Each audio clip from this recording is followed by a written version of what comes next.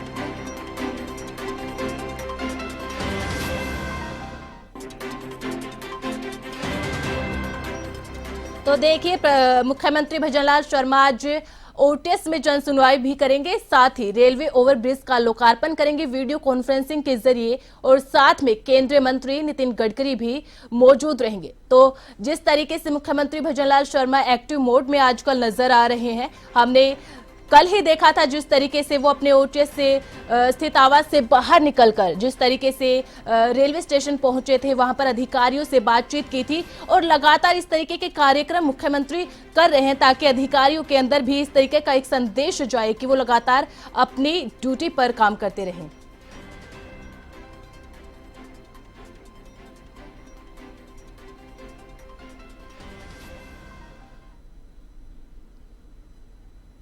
और इसी खबर पर ज्यादा जानकारी के लिए हमारे साथ हमारे वरिष्ठ संवाददाता दुर्गेश एन भटनागर जुड़ चुके हैं।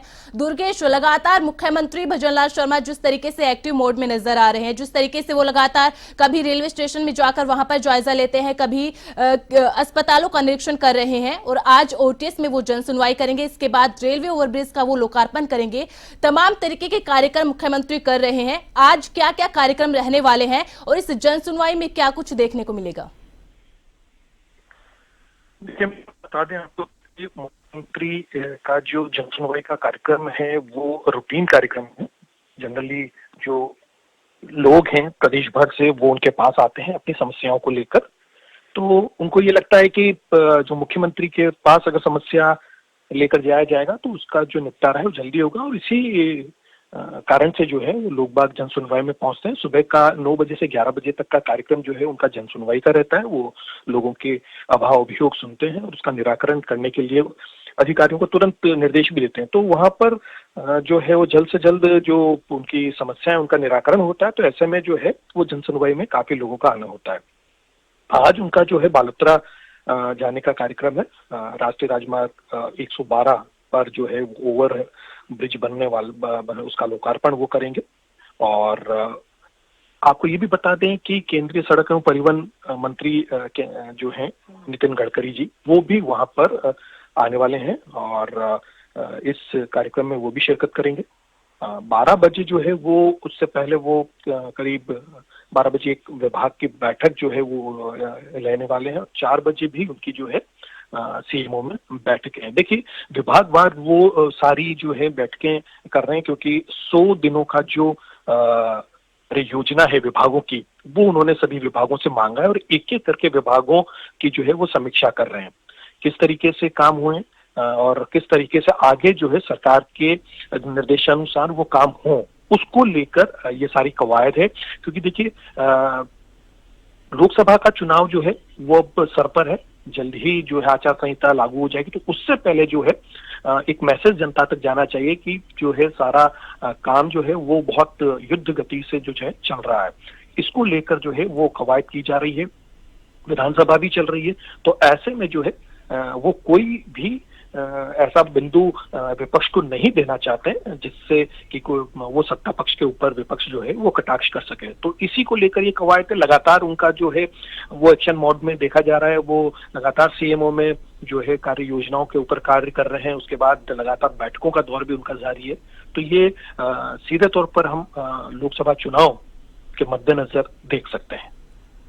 बिल्कुल बिल्कुल दुर्गेश, आपने बिल्कुल सही कहा कि मुख्यमंत्री लगातार एक्शन मोड में नजर आ रहे हैं और जिस तरीके से वो विभागवार भी जिस तरीके से वो बैठकें ले रहे हैं, और इससे पहले भी हमने देखा था जिस तरीके से तमाम बैठकें हुई थी और विधानसभा शुरू होने से पहले भी एक बैठक ली गई थी। दुर्गेश, ये जानना चाहूंगी जिस तरीके से मुख्यमंत्री अभी बैठकें ले रहे हैं और आपने जैसा कहा कि लोकसभा चुनाव के मद्देनजर भी ये तमाम बैठकें ली जा रही है, 100 दिन का जो कार्य का अनुमोदन क्या है उस पर भी चर्चा की जा रही है। वही आपने विपक्ष की बात कही थी, तो मैं आपसे ये जानना चाहूंगी दुर्गेश, लगातार विपक्ष ने ये कहा था कि जो उनकी जन कल्याणकारी योजनाएं हैं वो रोक दी जाएंगी, लेकिन कई सरकार जब राज्यपाल ने अभिभाषण दिया कि जितनी भी जन कल्याणकारी योजनाएं हैं वो सुचारू रूप से चलती रहेंगी लेकिन समीक्षा जरूर की जाएगी, क्या इसको लेकर भी कहीं कोई बैठक हो सकती है कि उन सभी जन कल्याणकारी योजनाओं की समीक्षा की जाए? देखिए, बैठक लगातार जारी है।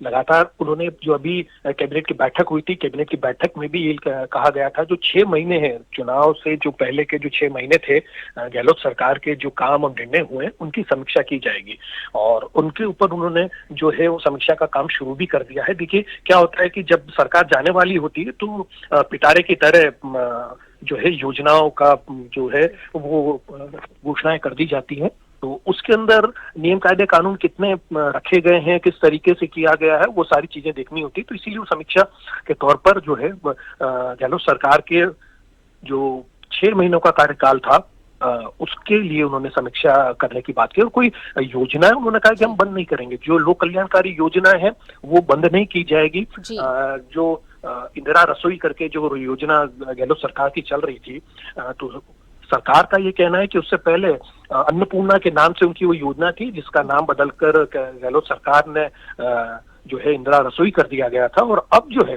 वो उसके अंदर और समीक्षा करने के बाद उसको बंद नहीं की गई है, सिर्फ अन्नपूर्णा योजना के नाम से उसके अंदर जहाँ 450 ग्राम जो खाना 8 रुपए में दिया जा रहा था, अब वही खाना जो है 8 रुपए में ही 600 ग्राम दिया जा रहा है और उसके अंदर श्री अन्न यानी कि मोटा अनाज को भी जोड़ दिया गया है। तो ऐसे में समीक्षा करके जनता को चिंता करने की जरूरत नहीं है कि सरकार जो है वो गहलोत सरकार की जो योजना है उनको बंद कर देंगी, ऐसा नहीं है। उनकी समीक्षा करके उसमें और क्या कुछ बेटरमेंट हो सकता है उसके लिए सरकार काम करिए, लेकिन हाँ, जहाँ जो कहीं जनहित की योजनाएं नहीं है या जिसमें भ्रष्टाचार ज्यादा हुआ है उसके ऊपर समीक्षा करके हो सकता है कि ऐसी योजनाओं का जो है स्वरूप बदल दिया जाए।